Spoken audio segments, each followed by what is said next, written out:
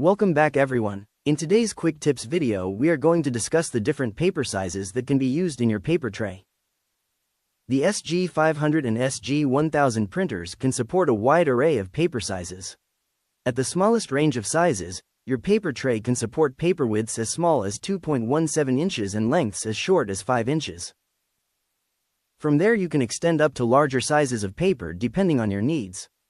With the SG500 you can adjust the tray to fit common paper sizes like mug paper, letter paper, and legal paper. The SG1000 can support all the previously mentioned sizes but can also accommodate tabloid paper as well, which is 11 by 17 inches. To change the size of paper in your printer, you will open the paper tray and use the green tabs to adjust the width and height of the tray. Please make sure you adjust the tabs to fit firmly around whatever paper size you are using.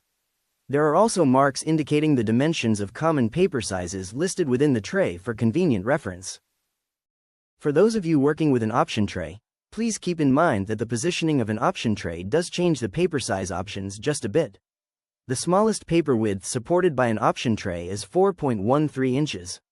Using an option tray with larger paper sizes will not cause any issues, but smaller paper sizes run the risk of skew, slippage, and timing issues due to the longer travel path of the paper.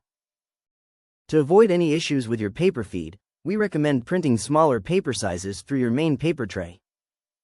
That is all for today. See you next time.